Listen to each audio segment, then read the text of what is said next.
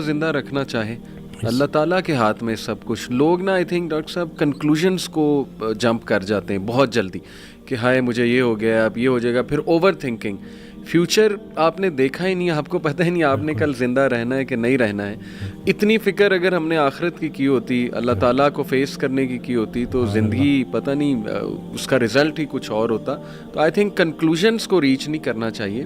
It's too early to reach to conclusion. Doctor بھائی کوئی خدا تو نہیں ہے نا. ڈاکٹر نے اگر آپ کو ایک بات کہہ دی ہے تو ٹھیک ہے, اس نے اپنے نالج کے مطابق کہہ دی ہے, لیکن اصل میں شفا دینے والی ذات اللہ ہے, چلانے والی ذات اللہ تعالیٰ ہے. کئی لوگ ہیں ڈاکٹرز کہتے ہیں جی آپ کو تو ہو ہی نہیں سکتا, لیکن یہ کہ بہت سی چیزیں انہیں ہو جاتی ہیں موٹیویشن کے through. But main thing is کہ کنٹرولنگ دی انگزائٹی. بالکل, کہ آپ نے نا بس راضی رہنا ہے اور اپنے آپ کو بزی رکھنا ہے اور پازیٹیو لوگوں میں بیٹھنا ہے. اچھا, دقت لوگوں کی طرف سے ہوتی ہے.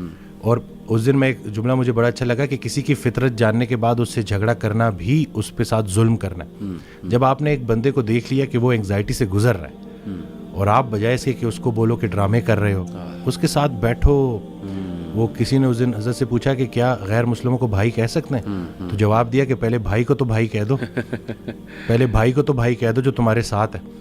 صحیح, باقیوں کی تو چھوڑو نا, کیونکہ سارا پوچھا ہی ان کا جانا ہے پہلے. صحیح بات, کہ آپ کے جو اپنے قریبی رشتہ دار ہیں, تو یہ رشتہ دار جو ارد گرد کے ہیں ان کا بڑا رول ہے.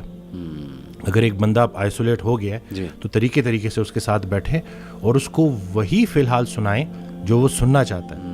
پہلے اس سے تعلق بنا لیں, پھر آہستہ آہستہ. جیسے میرے پاس ایک بچہ آیا اس دن, وہ ڈرگز لیتا ہے, تو میں نے وہ پوری اس کی جو ہے جب پوری کاؤنسلنگ میں نا میں نے ایک دفعہ بھی جو ہے یہ چیز نہیں چھیڑی. صحیح. اور ان کی وہ مدر بار بار بول رہی کہ یہ ایسا ہے یہ ایسا ہے. تو خیر میں نے اس بچے کو باہر بھیجا اور میں نے ان کی کہا کہ میں نے ایک دفعہ اس بچے کو بولا, میں نے کہا آپ کیوں بار بار. صحیح بات. میں نے کہا وہ اس سے نفرت نہ کریں, وہ آہستہ آہستہ چھوڑ دے گا, فٹنس کی طرف آئے گا, ایکسرسائز کی طرف آئے گا, ڈائٹ کی طرف آئے گا, نکل آئے گا. جی, تو یہ بس یہی ہے نا کہ لوگ جو ارد گرد کے رشتہ دار ہیں وہ بھی بڑا کام خراب کرتے ہیں. ایگزیکٹلی. وہ سمجھتے نہیں ہیں اگلے کو, ایسے ہی اور بس دھتکار دیتے ہیں. پھر جو اگر آپ نے اپنے گھر سے ہی آپ کو سوشل سپورٹ ہی نہیں ملی اگر آپ کو, تو ظاہر ہے پھر بڑا. تھوڑا سا اگر آپ سے پوچھنا چاہوں اف یو آر کمفرٹیبل کہ وٹ کلکڈ فار یو, آپ نے کہا کہ آپ نے کافی عرصہ انگزائٹی فیس کی, وہ سنگل چیز یا وہ چلے نمبر آف تھنگس جو آپ کے لیے کلک کی, وہ کیا؟ جسے میں اپنا بدترین دور سمجھ رہا تھا وہ بہترین دور کا آغاز تھا. اچھا. پہلے ہوا میں اکیلا, کیونکہ میں نے ایک ڈیسیجن لیا, سب نے چھوڑ دیا, ٹھیک ہو گیا. اتنی آئسولیشن تھی کہ, اور پہلے بالکل مجھے اللہ کی رحمت سے میں نا امید ہو گیا تھا اور مجھے لٹرلی وہ سوسائڈل تھاٹس بھی آنا شروع ہو گئے. تو اسی دوران میں ایک ویڈیو سن رہا, تو اس میں وہ اللہ نے کسی نہ کسی کو بہانہ بنانا ہوتا ہے, وسیلہ بنانا ہوتا ہے. تو وہ قاسم علی شاہ صاحب کی نا میں سن رہا تو ایک ویڈیو, تو اس میں انہوں نے کہا کہ حضرت واصف علی واصف رحمۃ اللہ علیہ. تو میں نے ویسے ہی نا میں نے سرچ کیا, تو پہلی ویڈیو جو سامنے آئی وہ تھی غم. تو اب وہ میں نے کلک کی, کیونکہ اب وہ جیسے میں نے کلک کی تو اس میں الفاظ یہ تھے کہ غم میں غم دینے والے کو یاد رکھنا, یاد رکھنا تیرے رب سے سب سے قریبی رشتہ سجدے کا ہے, اور اس سے بھی قریبی رشتہ آنسوؤں کا ہے. آنکھ میں آنسو ہیں, سر سجدے میں ڈال, نام محمد آہوں میں, دیکھ یہ غم تجھے کیسے سرفراز کرتا ہے. یہ وہ موتی ہیں جو تجھے تیرے مقام سے آشنا کریں گے. غم سے گھبرانا نہیں ہے, غم کو ریڈ کرنا ہے. وہ حدیث شریف نہیں سنی کہ جس باپ نے 3 بیٹیوں کو پال پوس کے بڑا کیا اور رخصت کیا, یعنی کہ رخصتی کا غم برداشت کیا, جو 3 دفعہ, کیونکہ جتنی پیاری بیٹی ہوگی اتنا بڑا غم دے کے جائے. تو جو 3 دفعہ اس غم سے گزار دیا گیا, اگلا مقام اس کا رسول اللہ صلی اللہ علیہ وسلم کے ساتھ ہے. تو غم تو تجھے اللہ کے قریب کرنے آئے, یہ شارٹ کورس ہے. اب میرے لیے جو میری تنہائی تھی وہ میری سب سے بڑی سپورٹ اس لیے بن گئی کہ مجھے کوئی ڈسٹریکٹ کرنے والا نہیں تھا. پھر میں نے اور سنا, پھر میں نے اور لوگوں کو سنا, پھر میں نے اسی طرح سے یوتھ کلب, اسی طرح سے طه ابن جلیل, سارا. اکثر جب وہ جو تھا جو لاسٹ جو ہمارا ہوا تھا, تو اس میں نے انہی کی سنی باتیں انہی کو سنا رہا تھا. تو بس لیکن دیکھیں نا, کہیں سے بھی اگر, اور ان سے بھی جب پوچھتے تھے نا جیسے کہ آپ کے لیے ہم کیا کریں, تو انہوں نے کہا کہ میرا یہ پیغام لوگوں تک پہنچا کہ یہ جو ہم عمل سے خالی ہو گئے ہیں نا, وہ علم جو عمل سے خالی رہ جائے اس کا بھی پوچھا جائے گا. صحیح بات. تو کرنے والے کام ہے, کر ڈالو. ہمارا سب سے بڑی خوش فہمی ہماری یہ ہے کہ ہمارے پاس ٹائم ہے. ہم انفارچونیٹلی آخری سانس کو موت سمجھتے ہیں. بچپن مر گیا, جوانی مر گئی. جوانی تو ہاتھوں سے ایسے نکل جاتی ہے جیسے مہندی کا رنگ, ٹھیک ہے. اور پھر جب آپ کو پتہ چلتا ہے تو آپ اس بڑھاپے میں ہو, اور اب آپ جب ماضی میں دیکھ رہے ہوتے ہو کہ کہیں میں اب کیا لے کے جا رہا ہوں اللہ کے پاس, تو یہی ہے کہ یہی وقت ہے. تو جس ٹائم میں گلہ کر رہا تھا, شکوے کر رہا تھا, اور پھر انہوں نے کہا کہ خواہشیں ٹوٹنے کا اور اس غم سے نکلنے کا ایک ہی طریقہ ہے کہ کوئی ایک خواہش ایسی ڈیولپ کر لی جائے جو باقی تمام خواہشات پہ بازی لے جائے, لیکن وہ خواہش ٹھہرنے کی نہ ہو, جانے کی ہو. فکر آخرت تمہیں دنیا کی ہر فکر سے آزاد. صحیح بات, صحیح بات. جو بن دیکھے رحمان سے ڈرتا تھا وہ تب نہیں ڈرے گا جب دیکھے گا. صحیح بات. بلکہ لاسٹ جب میں لاہور آیا تھا تو یہ میں نے وہ ٹی وی لگایا تو وہ قرآن کی, تو اس میں نا اس کی آیت, اس کا ترجمہ کہ قرآن پاک میں اللہ تعالیٰ کہتا ہے, ارشاد فرماتے ہیں کہ تم وہ وعدہ یاد رکھو جو تم نے مجھ سے کیا تھا, میں وہ وعدہ یاد رکھوں گا جو میں نے تم سے کیا تھا. تو ہم نے بس وہ وعدہ کیا تھا. نماز بھی تو اللہ کی یاد ہے نا. صحیح صحیح. تو اور پھر دوسرا یہ کہ یکسوئی, کہ جب آپ کا نا یکسوئی نصیب ہو جائے, ایک ہی آپ ڈائریکشن میں چلنا شروع ہو جاؤ. محبت کیا ہے؟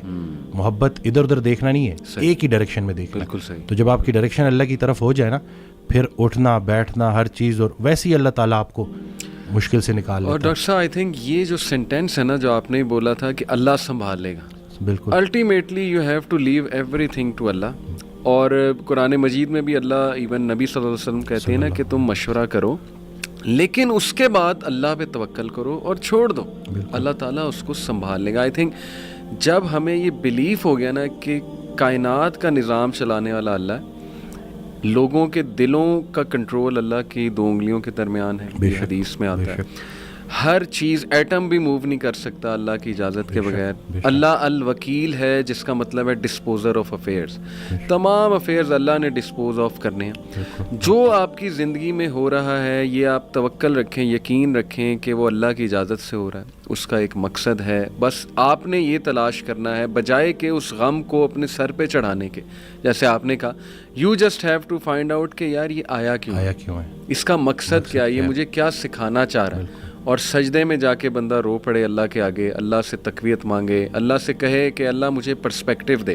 بلکہ میں ایک کوٹ پڑھ رہا تھا, ایون دو ہی از اے نان مسلم رائٹر ہے بہت بڑا, میرے ذہن سے ابھی خیر نام نکل گیا, انہوں نے بڑی کمال کی بات کی. انہوں نے کہا O my lord make me brave, and مجھے ایسی سکت دے کہ میں اپنے غم سے وہ ریزن ڈھونڈ سکوں کہ یہ آیا کیوں ہے. سبحان اللہ. یعنی ایون دو از اے نان مسلم, لیکن یہ کہ اتنی اس میں عقل ہے کہ وہ یہ دعا کر رہا ہے. تو یہی بات ہے کہ وزڈم فائنڈ آؤٹ کرو کہ یہ کیوں آیا ہے. اور بلکہ میں ڈاکٹر صاحب, ایک میرے دوست ہیں بڑے اچھے اسکالر ہیں, انہوں نے ایک بڑی پیاری بات کی. انہوں نے کہا کہ جب بندے پہ غم آئے نا تو چلو کچھ دیر غمگین رہنا یہ نیچرل ہے, فطری ہے. رسول اللہ صلی اللہ علیہ وسلم پہ بڑے غم آئے, حضرت خدیجہ کی جو ڈیتھ تھی وہ اس سے بڑا غم نہیں تھا. The most smiling face did not smile for months, تو اٹس نیچرل اوکے.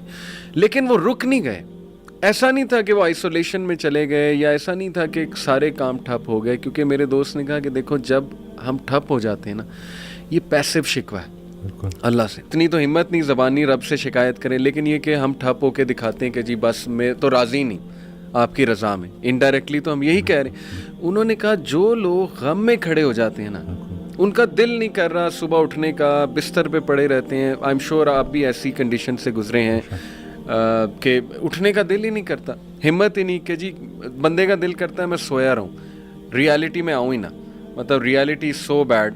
لیکن اس وقت جو اٹھ جاتا ہے نا, یقین کریں, جو ہمت پکڑتا ہے, اللہ کا نام لیتا ہے, آئی تھنک یہ اللہ کو وہ یہ میسج دے رہا ہے کہ اللہ میں راضی ہوں, راضی ہوں, بالکل. بس اب آپ چلائیں مجھے. صبر بھی, بلکہ میرے پاس پیشنٹ آئے تو میں ان کی میں نے کہا آپ نے صبر کرنا ہے, تو کہتے کر رہا ہوں نا. میں نے کہا کہ صبر تو ایسے کرنا ہے کہ دوسرا بندہ اپنی پریشانی بھول جائے. اللہ اکبر, اللہ. صبر ایسے آپ نے ڈیفائن کرنا ہے کہ دوسرا آپ کے پاس آئے اور آپ, کیونکہ یہی صبر ہے. بالکل ایسے. اب آپ کو میں دیکھ رہا ہوں آپ نے اپنے آپ کو چور چور کر دیا. اور باقی ایک اور بات کہ اپنے آنسوؤں کو لوگوں کے سامنے رائے گاہ مت کرنا, کیونکہ ان آنسوؤں کی خریدار رحمت پروردگار ہے, تو ان کے سامنے بہاؤ اور پھر دیکھو کہ کیا ہوتا ہے. اور باقی ایک کویسچن بہت سارے لوگ نا مجھ سے کرتے ہیں انگزائٹی سے ریلیٹڈ, کہ ہمیں لگتا ہے کہ ہمارے بعد ہمارے بیوی بچوں کا کیا ہوگا. تو میں یہ کہتا ہوں کہ حضرت کہتے ہیں آڈیو میں کہ جو انسان یہ سوچتا ہے کہ اس کے مرنے کے بعد اس کی بیوی بچوں کا کیا ہوگا, اس کا ایمان نامکمل ہے. اس نے پالنے والے کی پالنے والی صفت پہ ایمان ہی نہیں لایا. اللہ اکبر. جن کے لیے پوری کائنات بنائی, ان کو یتیمی اور غریبی سے گزارا, ان کو ماں باپ نہیں دیے, آپ کو دے دیے.